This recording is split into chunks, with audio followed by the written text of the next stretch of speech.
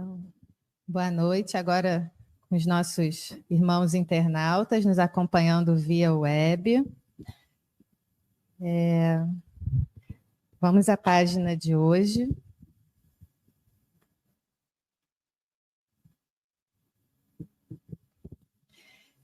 É do livro Pão Nosso, de Francisco Cândido Xavier, pelo Espírito de Emmanuel. É a página de número 127, Lei de Retorno. E os que fizeram o bem sairão para a ressurreição da vida, e os que fizeram o mal para a ressurreição da condenação. Jesus, em João, capítulo 5, versículo 29.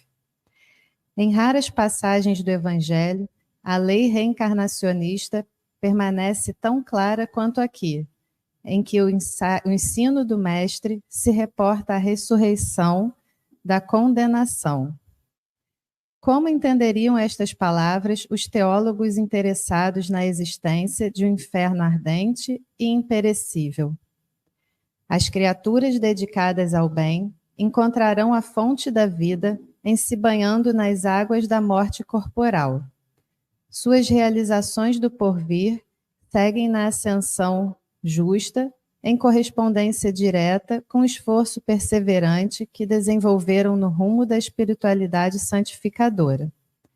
Todavia, os que se comprazem no mal cancelam as próprias possibilidades de ressurreição na luz. Cumpre-lhes a repetição do curso expiatório. É a volta à lição ou ao remédio. Não lhes surge diferente alternativa. A lei de retorno, pois, está contida amplamente nessa síntese de Jesus. Ressurreição é ressurgimento, e o sentido de renovação não se compadece com a teoria das penas eternas. Nas sentenças sumárias e definitivas não há recurso salvador. Através da referência do Mestre, contudo, observamos que a providência divina é muito mais rica e magnânima que parece. Haverá ressurreição para todos, apenas com a diferença de que os bons tê-la-ão em vida nova e os maus em nova condenação, decorrente da criação reprovável deles mesmos. Então, seguindo, mantendo esse clima de harmonia que vai sendo preparado aqui no nosso salão para dar início, vamos fechando os nossos olhos físicos, abrindo os nossos olhos da alma, reforçando nossa conexão com a espiritualidade amiga e agradecendo ao nosso mestre e amigo Jesus, Maria, Mãe Santíssima, todos os irmãos benfeitores e principalmente os trabalhadores espirituais que já estavam aqui muito antes da gente, preparando todo o ambiente e trazendo tudo de que necessitamos receber na noite de hoje.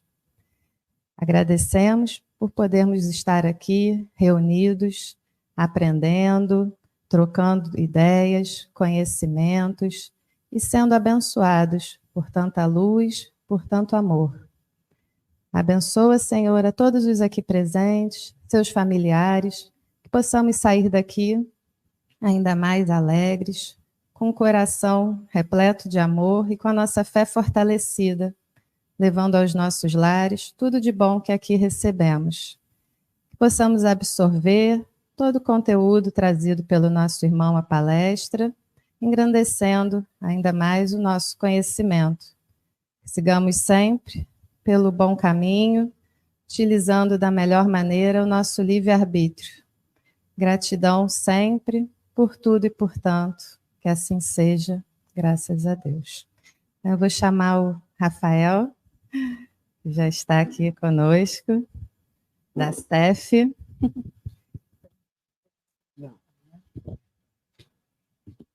A aguinha tem mais ali? Tá bom. Tá joia. Tá bom, faço. Meus queridos amigos, minhas queridas amigas, Que Jesus nos guarde, nos mantenha na sua paz. Muito boa noite a todos. Eu peço assim, aqui tem que fazer um ajuste na câmera, né? Porque para compensar a minha baixa estatura moral, eu nasci um pouco grande fisicamente. Que Jesus, o amigo de todas as horas, possa nos guardar, nos manter na sua paz. É sempre uma alegria muito grande retornar a essa casa com pessoas tão queridas. Eu já deixei a Karen hoje assim preocupada, porque eu cheguei, já tinha até passado um pouquinho da hora, né? Eu peço desculpas a vocês, eu já estou, graças a Deus, no meu terceiro compromisso espírita hoje. Então a gente corre para um lado, corre para um outro, e as contas que a gente faz do tempo não compreende nem os lanches, nem os trânsitos. Então, a gente sempre deveria contar com um pouco mais de tempo. Mas, graças a Deus, aqui nós estamos. A Karen costuma nos pedir o tema com certo tempo de antecedência, né? Então, todos merecem uma nova oportunidade. Quando ela me pediu, eu estava pensando de um jeito. Quando eu vim para cá hoje, eu pensei de outro jeito. Porque a cabeça da gente é uma grande estação de rádio, que a gente vai emitindo pensamentos, vai recebendo outros pensamentos. Então eu peço a compreensão de vocês que nós vamos falar sobre esse tema, mas sobre uma outra ótica. Gostei da palavra, sobre uma outra ótica. Porque quem está merecendo hoje uma nova oportunidade é uma flor, que nós precisamos chamar de a flor da paz. Nunca essa flor mereceu tanto ser cultivada, ser cultuada, para que ela nasça, para que ela vibre nos nossos jardins, nas nossas casas, nos nossos relacionamentos, para que a gente aprenda efetivamente a viver em paz, a nos relacionar com as outras pessoas, entendendo que o outro não é meu inimigo, ele é meu irmão. Ele pode pensar diferente, ele pode ter uma religião diferente, um partido político diferente, ele pode estar num país diferente, mas, sobretudo, ele é meu irmão. Então, eu quero reverenciar a paz na noite de hoje, porque se tem alguém precisando de uma nova oportunidade no mundo, é a paz. Chega de tanta guerra. Nós não aguentamos mais ouvir falar em guerras, seja guerra na Ucrânia, seja guerra no Oriente Médio, sejam guerras que varrem o continente africano, porque muitas guerras nós nem ficamos sabendo. E hoje nós somos cristãos, cristãos espíritas. Em verdade, dizer cristão e espírita nem precisa, porque uma e a outra coisa, em verdade, corresponde ao mesmo propósito. Nós seguimos Jesus. E Jesus teve ocasião de dizer lá no Evangelho de João, no capítulo 14, versículo 27, eis que vos deixo a minha paz. Não vou-la dou como o mundo a dá, mas eu a dou como somente eu a posso dar. Então, na noite de hoje, eu peço uma nova oportunidade para a paz. É bem verdade que nós não estamos no Oriente Médio. Nós não somos nem judeus, nem palestinos, mas nós podemos viver a paz onde nós nos encontramos. A paz na casa espírita, a paz na família, a paz no ambiente de trabalho, a paz nas relações, porque hoje, gente, no jogo do Flamengo e do Vasco teve gente baleada. Não é verdade? É, mas teve. Então, nós temos problemas de violência aqui no Brasil. Nós podemos viver, orar, vibrar pela paz, onde quer que nós nos encontremos. E eu peço permissão para vocês para contar uma história verídica, que consta do livro mais lido do mundo, que é a Bíblia. Quando há 2000 anos atrás, nós tivemos um grande patriarca chamado Abraão, que em árabe nós lemos Ibrahim, porque é o mesmo patriarca para judeus, para cristãos e para muçulmanos. Sabiam? E Abraão, estando nas terras de Ur da Caldeia, que hoje é ali a Mesopotâmia, o Iraque mais ou menos, Jeová, como é conhecido Deus para os judeus, diz a ele, les lerá, movimente-se, vá ao encontro de uma terra que eu destinarei à sua posteridade. Os seus filhos poderão ser contados como as estrelas do céu, ou como os grãos de areia do chão. E Abraão vai para aquela terra que é conhecida como a Canaã, a terra prometida. E ali ele se casa com Sarai, que depois ganha o nome de Sara. Acho que todo mundo hoje vai achar. Estou numa igreja. Calma. Eu estou relembrando meus dias de que quase eu fui padre, mas nós não estamos na igreja. Nós estamos na casa espírita. E Abraão desposa Sara, mas Sara não podia ter filhos. E como naquela época os homens, as famílias tinham servos, servas e escravos, Sara permite que Abraão tenha relacionamentos íntimos com a serva, de nome Agar. E Agar tem um filho cujo nome era Ismael. Quando a gente abre o livro psicografado por Chico Xavier, Brasil, Coração do Mundo, Pátria do Evangelho, nós sabemos que o guia espiritual do Brasil chama-se Ismael. Tem até a música, que eu não vou cantar, tá, Karen? Mas diz mais ou menos assim, Ismael, oh Ismael. Não vou continuar, porque senão não sobra ninguém aqui dentro. Mas ela ali já está cantarolando.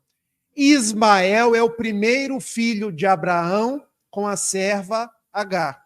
Mas depois, o anjo do Senhor aparece a Abraão e a Sara e ela consegue engravidar, quando Abraão já tinha mais ou menos 100 anos. As histórias da Bíblia a gente não pode tomar ao pé da letra, porque a contagem naquela época é diferente dos dias atuais. Mas o fato é que Sara engravida, e de Sara nasce outro filho, chamado Isaque. Vocês acham que a mulher do matrimônio queria que Abraão tivesse uma filha com a escrava? Não, porque agora ele tinha um filho da família verdadeira. Eles expulsam a serva e Ismael da casa daquele patriarca. E por onde passam Agar e Ismael, eles vão deixando descendentes. Contam os historiadores que eles passaram pela península da Arábia, dando origem aos povos árabes. Os povos árabes e hoje os palestinos são filhos de Abraão. E, consequentemente, são irmãos de Isaque. A que conclusão nós chegamos? Judeus e palestinos são irmãos. Essa guerra que nós acompanhamos hoje é uma guerra fratricida. Mas isso eu estou dizendo para vocês, tá, gente? Porque se eu disser isso para um judeu, talvez ele não aceite. Se eu disser isso para um palestino, talvez ele não aceite. Por quê? Vamos chegar lá.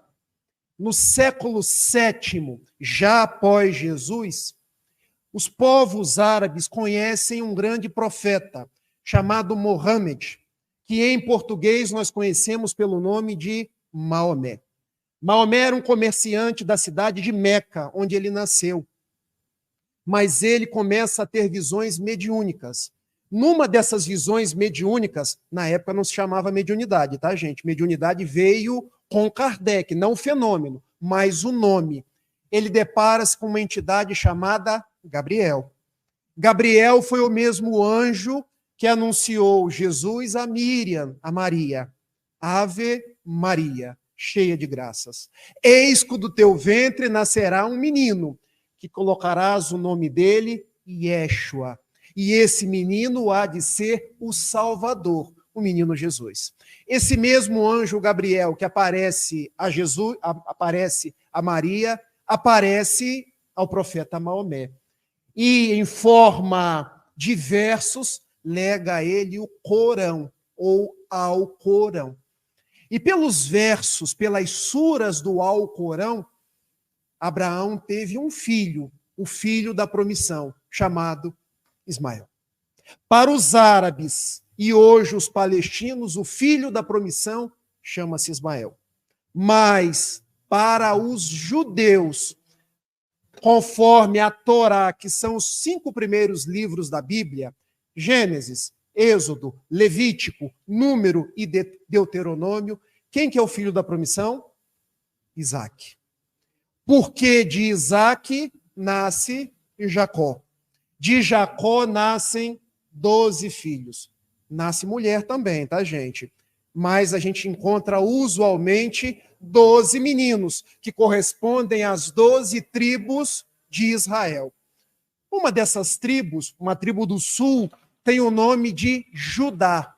Daí o nome judeus. E da tribo de Judá vem Jessé, Davi, Salomão, José e Jesus. Estão me acompanhando até aqui? Então, de Abraão nasce Ismael, que nascem os árabes. De Abraão nasce Isaque, irmão de Ismael, de onde nasce os judeus e onde nasce Jesus. Quando nós falamos hoje em cristãos, árabes e israelenses ou judeus, porque israelenses quer dizer de Israel, aquela localização geográfica. Judeus quer dizer pertencentes a uma religião. Nós somos irmãos. E o que isso quer dizer? Quando pensamos numa guerra hoje no Oriente Médio, é uma guerra que se faz entre os filhos de um mesmo patriarca. O que nós podemos tirar de lição dessa guerra que está acontecendo do outro lado do mundo? Não é para a gente tomar um lado, a não ser o lado da paz. Porque eu vejo tantos companheiros hoje tomando o lado A ou o lado B. Mas imaginem um pai. Seu Roberto tem filhos? 4 filhos. Quando um dos seus 4 filhos briga com os outros 3, ou quando 2 brigam com 2, ou quando eles brigam os 4, porque às vezes brigam os 4, você fica com raiva de algum deles? Você ama todos eles, não ama? Vocês acham que Deus faz diferente? Vocês acham que se um pai do mundo age dessa forma, Deus agiria diferente? Eu tenho muitos amigos judeus que, por pertencerem a Israel, tomam o lado dos judeus. Eu tenho outros amigos que são árabes, que tomam o lado dos palestinos. E nós, que lado tomar? O lado da paz, o lado do amor, o lado da misericórdia. Porque hoje nós somos cristãos. Qual foi o lado que Jesus nos ensinou? Dar uma outra oportunidade a essa flor chamada paz. Vamos pensar em algumas citações do Evangelho de Jesus? Vamos começar pelo Sermão do Monte, lá no capítulo 5, versículos de 39 a 41. Se alguém te bater numa face, oferece a outra. Se alguém demandar contigo, querendo levar a túnica, a roupa interna, dá também a capa. Se alguém te convida a andar 1000 passos, caminha 2000 passos. Jesus falou em guerra ou falou em concórdia? Jesus falou em guerra ou falou em perdão? Vamos caminhar um pouco mais? Mateus capítulo 18, versículos 21 e 22. Quando Simão Pedro chega até Jesus, quantas vezes devo perdoar aquele que me ofendeu? Até 7 vezes? Eis que Jesus lhe responde, Pedro, não te digo até 7 vezes, mas vos digo 70 vezes 7. E não é para multiplicar não, tá, gente? Se a gente multiplicar, dá quanto? 490. Se eu errar essa conta, a minha mãe, que é professora de matemática, puxa a minha orelha. Porque tem muita gente que diz assim, se eu perdoar 490 vezes, eu estou quite. Mas não era essa a proposta de Jesus. Porque 70 vezes 7 é uma expressão idiomática do hebraico, que quer dizer infinitas vezes. O que quer dizer que judeus devem perdoar palestinos infinitas vezes. O que quer dizer que palestinos devem perdoar judeus infinitas vezes. Olha como no mundo está faltando amor. Olha como a mensagem de Jesus resolve todos os problemas. Olha como hoje nós estamos num Consolador prometido por Jesus, que é o Espiritismo, que nos dá a chave de interpretação para os mais variados problemas da existência. Que lado, Rafael? O lado da paz, o lado da conciliação. Também foi Jesus que no Evangelho de João, lá no capítulo 13, versículo 35, os meus discípulos serão conhecidos por muitos se amarem. O nosso compromisso, então, meus amigos, é nos amarmos. É aproveitar cada dia, cada minuto da nossa vida para fazer esse nobre exercício do amor. Eu queria, na noite de hoje, conforme a proposta original, Karen, falar da oportunidade que nós devemos dar às outras pessoas. Eu iria contar casos, mas fica para uma próxima oportunidade, porque eu quero falar para cada um de vocês que nós precisamos ser instrumentos da paz. Nós precisamos viver a paz em cada minuto das nossas vidas. Ah, mas eu não tenho como ir lá para o Oriente Médio e resolver aquela situação. Mas nós podemos, onde nós nos encontramos, fazer a nossa parte. Pergunta que eu faço para vocês. Os nossos pensamentos estão em paz?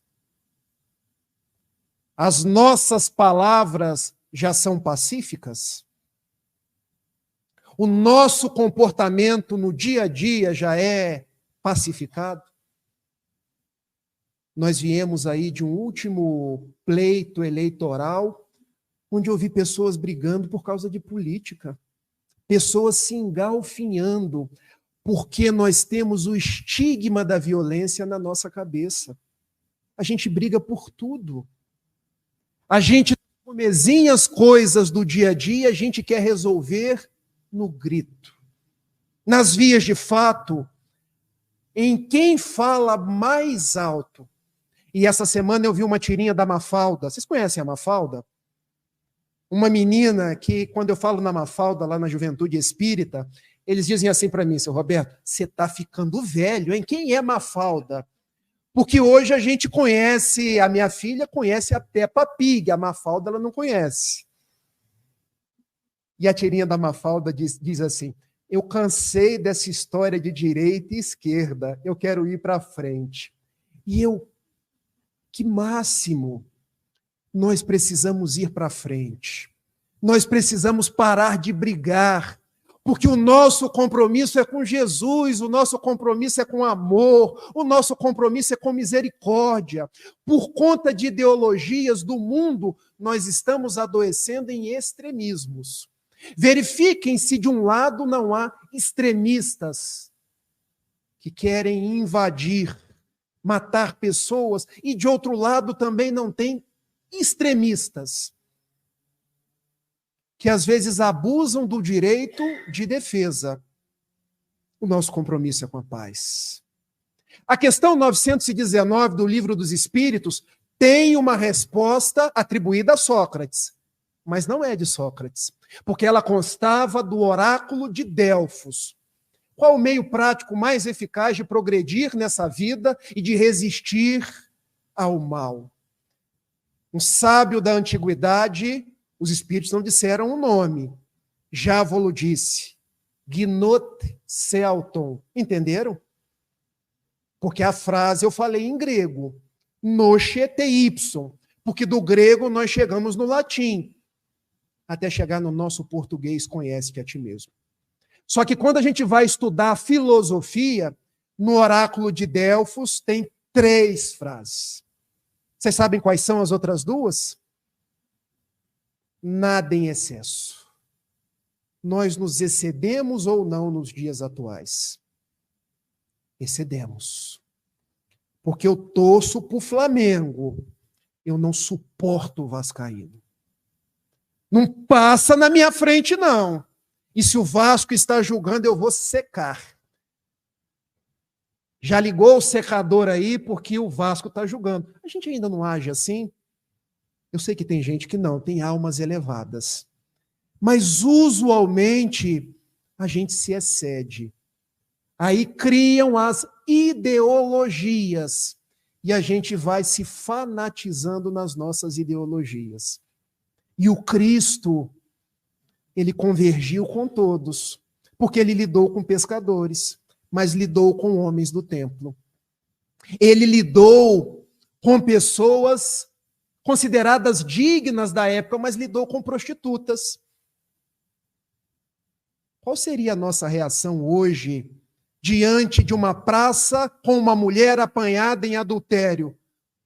Quando todos querem atacar pedras, talvez a gente pegasse a pedra para jogar também. Mas o Cristo, aquele que estiver sem pecados, que atire a primeira pedra. Nada em excesso. Busque a moderação. Busque o equilíbrio. Por isso que quando Allan Kardec foi enterrado no cemitério do Montmartre, Rafael, agora você se equivocou, que foi no Père Lachaise. Ele foi enterrado em Montmartre. Um ano depois, o seu corpo, os seus restos, né, gente? Porque um ano depois não tem mais nada. Foi transferido para o cemitério do Père Lachaise. Camille Flammarion, que falou nas suas exéquias, chamou ele de bom senso. E o que quer dizer bom senso? Fugir dos excessos, dos extremismos, das ideologias. Se Jesus estivesse no mundo hoje, ele seria a favor de judeu ou de palestinos? Eu penso que ele abraçaria ambos. Eu penso que ele socorreria ambos. Eu penso que ele traria a proposta da paz, a proposta da vivência do amor. Porque quando colocaram ele na cruz do martírio, Pai, perdoa-os, eles não sabem o que fazem. Viver Jesus nos dias atuais é um compromisso de viver em paz. Como é bom ser cristão.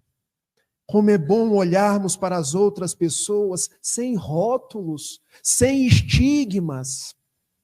Como é bom olharmos para as outras pessoas sem perguntar: ô Karen, você torce para que time? Ô Karen, você votou em quem? Eu te adoro do jeito que você é minha irmã. Olha que coisa maravilhosa. Ah, mas se eu descobrir que a Karen é judia, esse povo judeu se acha a raça eleita.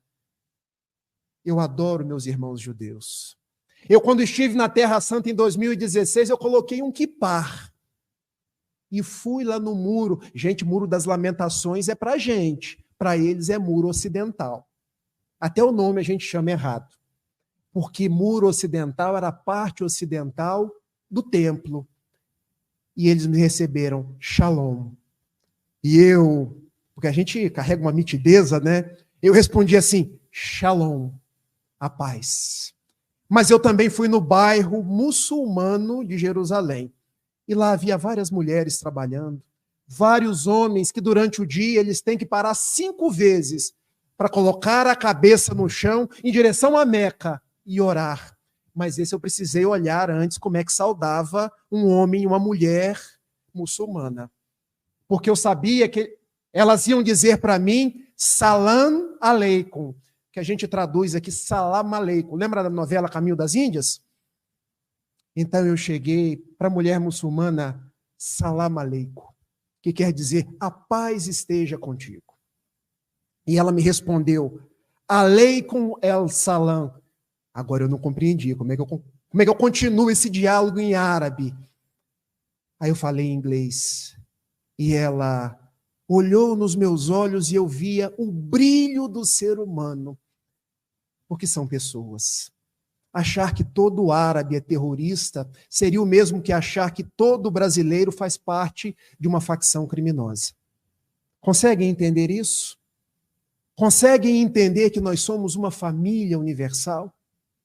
Conseguem entender que quando Jesus falou em João capítulo 10, versículo 11, eu sou o bom pastor. Nenhuma de minhas ovelhas se tresmalhará. Ego bonus pastor sum. Eu conheço cada uma das minhas ovelhas pelo nome.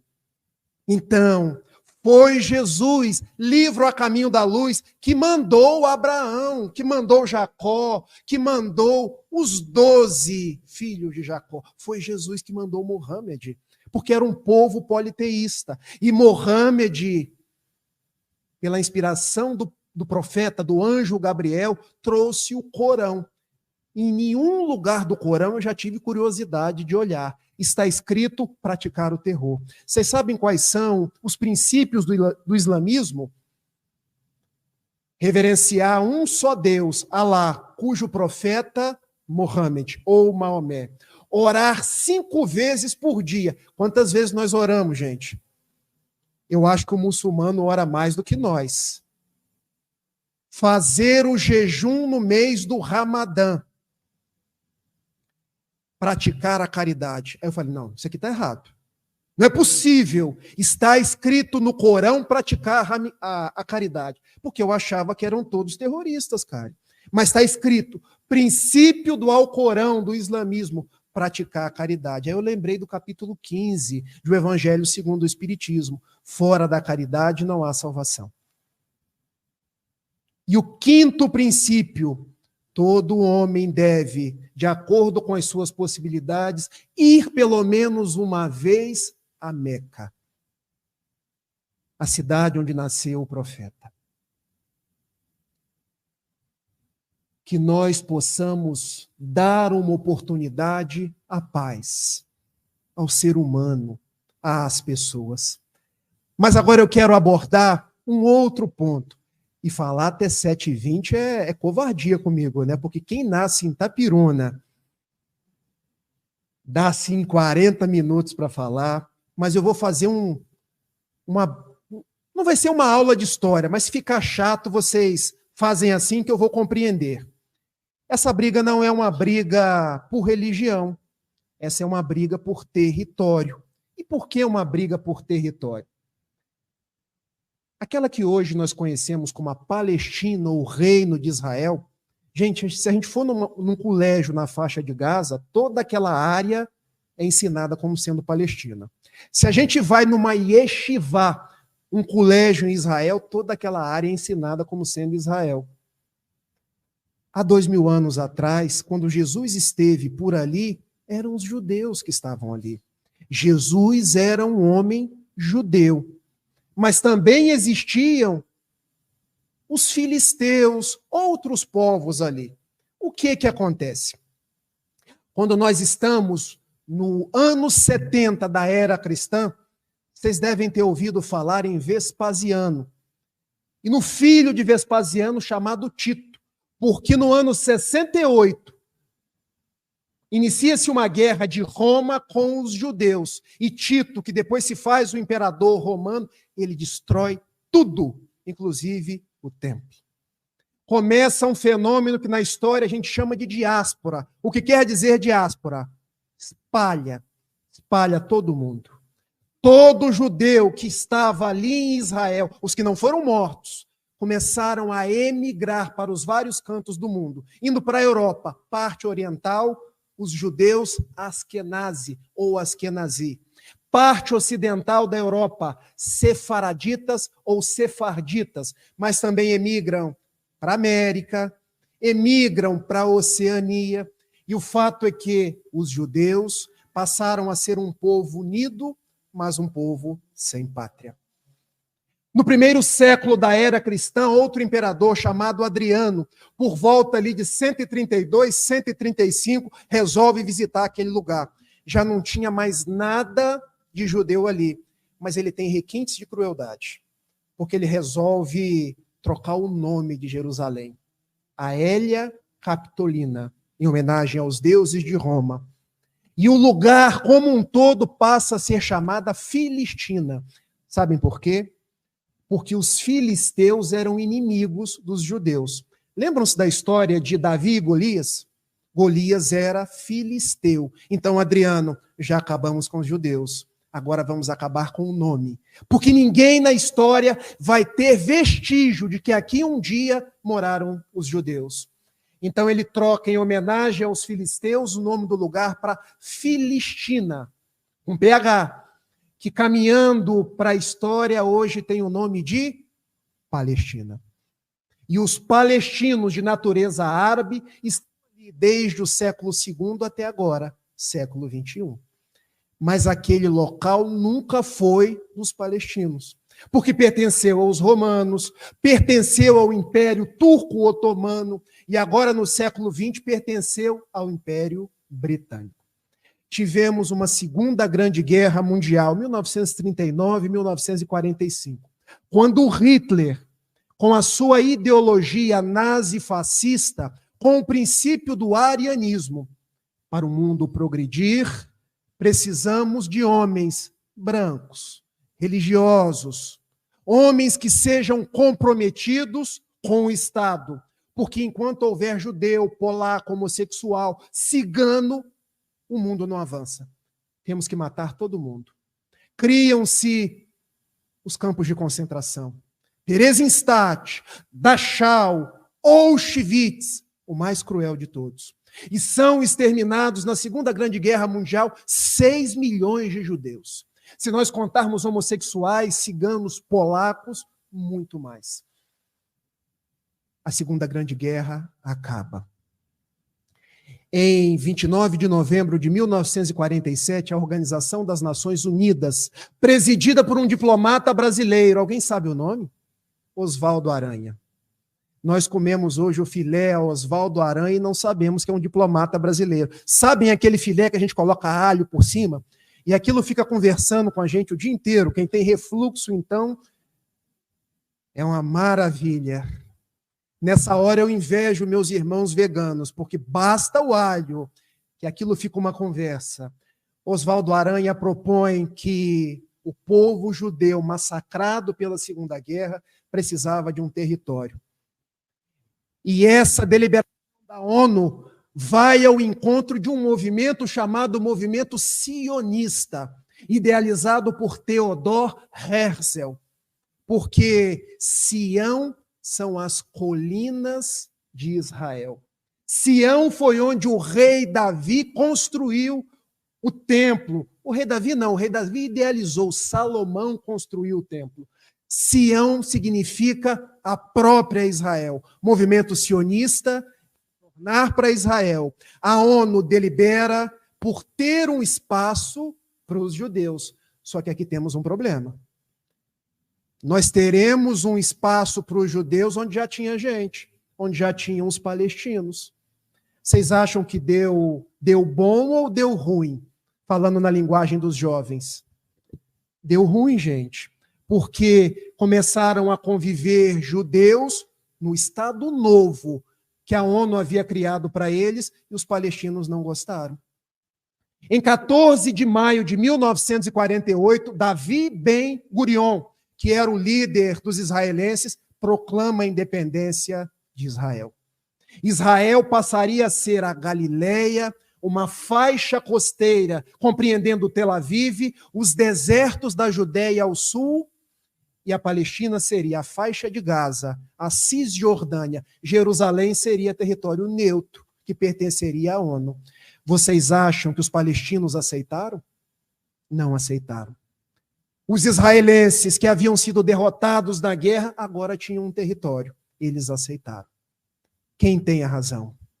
Se nós pensarmos pelo flanco histórico, aquelas terras foram prometidas por Jeová a Abraão. Poderíamos pender para o lado judeu, mas se nós pensarmos que haviam pessoas morando ali, poderíamos pender para o lado palestino. Para qual lado nós vamos pender? Para o lado da paz. Seu Roberto tem 4 filhos. Se ele tem uma propriedade, vai ou não vai dividir para os 4? Não é assim que se processam as heranças? Então, que tenhamos 2 estados e convivam pacificamente. Respeitem-se e vivam em harmonia. Só que não foi possível até hoje. Vieram as guerras. Guerra da Independência, 1948, Guerra dos 6 Dias, 1967, Guerra de Yom Kippur, 1973, vieram as intifadas na década de 80, quando surgiram os grupos terroristas. Hamas, a Fatah, a Jihad Islâmica, o Hezbollah, que já é no Líbano, mais ao norte. Na década de 90 do século passado, quase a flor da paz, conseguiu uma oportunidade. Não sei se vocês se lembram, mas em 1993, em Washington, Yasser Arafat aperta a mão de Rabin, tendo por trás o presidente norte-americano Bill Clinton, porque eles deliberaram: a Cisjordânia e a faixa de Gaza serão da autoridade palestina. Ainda não era um país. Havia previsão de um país. O restante dos territórios seria israelense. E aquela que é a península do Sinai, que Israel ganhou em 1967, ficaria com o Egito. A paz não foi possível. Porque aqueles acordos de Oslo que foram firmados não foram cumpridos. E nós convivemos com mísseis sendo jogados de um lado para o outro. Nós convivemos com crianças judias e palestinas sendo mortas. Nós convivemos com hospitais de ambos os lados sendo massacrados. E qual a nossa proposta para o dia de hoje, 22 de outubro de 2023? Tirar a paixão. Porque aqui nós não estamos lidando com torcida de futebol. Nós estamos lidando com um conflito histórico. Um conflito que remonta aos tempos bíblicos. Um conflito que requer a nossa oração, a nossa vibração. Porque o que precisa nascer é uma flor chamada paz. Se alguém começou a guerra, alguém vai ter que parar. Se alguém começou o conflito, alguém vai ter que parar. E nesses dias tão tumultuados, como é bom lembrar de Jesus, que quando subiu no monte, ele cantou as bem-aventuranças. Eu tenho certeza que hoje Jesus está tomando conta daquele lugar. Ele, a sua mãe, a Virgem Maria Santíssima, os bons espíritos do Senhor estão lá, falando de paz, falando de concórdia, falando de fraternidade. Talvez ainda não alcance o coração dos homens, porque existem neles dois vícios que ainda são tão radicais. Conforme estatuído na questão 785 do Livro dos Espíritos. Quais são, gente? Egoísmo e orgulho.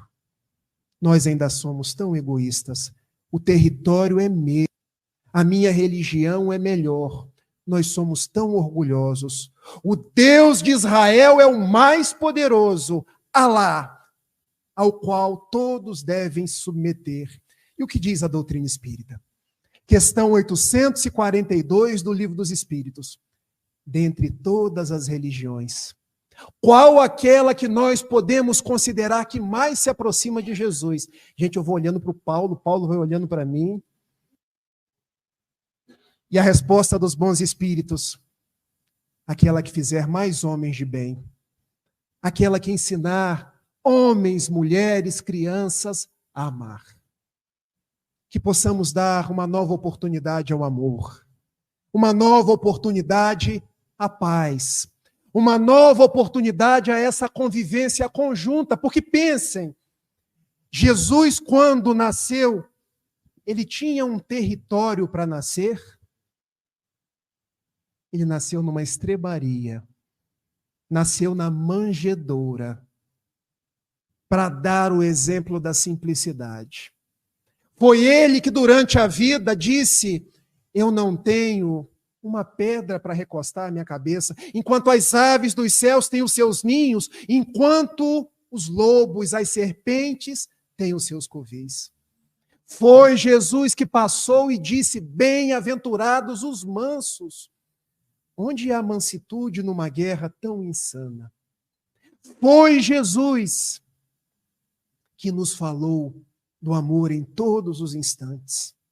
Foi Jesus que, mesmo no auge da sua dor, dialogando com aquele que era o governador romano: tu és o governador, o rei dos judeus, tu o dizes. Ele não queria briga.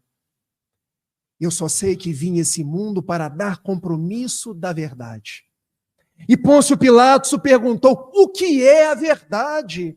Porque todo mundo hoje quer ter verdade. quer ter razão, mas nós temos parcelas de razão, porque toda razão está em Deus. Toda razão está na vivência das leis de Deus. E quando Pôncio Pilatos indaga a Jesus o que é a verdade, é o silêncio que ecoa. Porque o governador do planeta não queria discutir com um homem ainda tão voltado para o seu orgulho, para o seu egoísmo. Que possamos, meus amigos, dar uma nova oportunidade à paz, ao amor. Que possamos viver dias novos. Se eu não posso estar lá, eu posso vibrar daqui por lá. Se eu não posso acolher nas minhas mãos uma criança atacada por um míssil, eu posso cuidar do meu pai, posso cuidar do meu filho, eu posso orar pelas crianças do mundo. Que eu seja instrumento da paz onde quer que eu me encontre. Eu quero contar uma última historinha, já passei do tempo. Roberto Crema, psicólogo da linha transpessoal, uma vez ele disse que esteve na África e propôs às crianças, no último dia da sua visita, uma competição. Ele comprou um pote de doces e disse àquelas crianças, achei que ele tinha me cortado o microfone. Estou acabando. Quem chegar primeiro após a corrida ganha tudo. Não é isso que judeus querem, ganhar tudo? Não é isso que palestinos querem, ganhar tudo? As crianças deram-se as mãos, correram juntas. E Roberto Crema, mas a proposta não era vocês competirem? Tio, olha a beleza das crianças. Se um ganhasse, os outros perderiam. Ubuntu, tio. Vocês sabem o que quer dizer Ubuntu? Da língua Xhosa, Zulu, que são dialetos sul-africanos, quer dizer eu sou, porque nós somos. Só existe a paz se nós deixarmos de pensar no eu e pensarmos em nós. Judeus e palestinos não são inimigos, são irmãos. Cristãos, espíritas, ateus, protestantes, católicos, nós não somos inimigos, nós somos irmãos, porque foi Jesus que nos ensinou isso, e dando uma nova oportunidade ao amor, ao cristianismo, a essa boa nova que hoje nos faz cantar de uma forma diferente, nós nos lembramos de José Silvério Horta, que era um bispo católico, e que voltou por Chico Xavier, e agora já estou fazendo a prece final. Naquele livro conhecido como Antologia dos Imortais.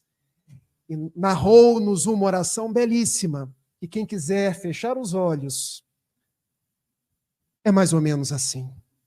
Louvado seja, Senhor Jesus, na glória imortal do lar celeste, pelos bens que tu nos destes, no evangelho da nossa redenção. Na tarefa renovada que o teu olhar nos concede, de espíritos reverentes, nós rogamos pelo teu amor. Pobres cegos, que desde milênios estamos fugindo à luz que nos elevas. Hoje, Senhor, a nossa oração rompe as trevas. Escuta-nos e, se possível, vem. Vem retificar o nosso passo, a fim de que trilhemos a estrada corrigida. Vem sustentar nossa vida, nossa lida, na fonte inesgotável do eterno bem. Dá-nos, Senhor, tua bênção. Bênção que nos conforta, bênção que nos levanta, para que a tua doutrina santa, esse imbatível espiritismo, vibre pura, cresça dentro de nós. Meus amigos, semeai o bem, falai de Jesus, não apenas com os lábios, mas vivei-o em cada oportunidade das vossas vidas. Não temais, porque o globo terrestre encontra-se sob o amparo de grandes trabalhadores que, em nome de Jesus de Nazaré, vêm sustentando os vossos esforços, vêm trabalhando pela paz. Não deixai que o aço das vossas possibilidades com Jesus se enferruje. Marchai, confiai, porfiai no bem. Sede fiéis, ainda que sob o guante de lágrimas, ainda que com os joelhos desconjuntados. Marchai e praticai a caridade, tal qual ensinada pelos Espíritos que hoje caminham junto de vós. Eis que os Espíritos espíritas que aqui se encontram abraçam a cada um de vós. Eis que o nosso Paulo Peixoto também vem ao vosso encontro, pedindo que porfiemos pelo GEPAR, que é a obra de Jesus, nas nossas vidas, dando os nossos melhores esforços, abraçando a cada um de vós, nesse mês comemorativo de mais um ano de existência, um servidor sempre pequenino, marche.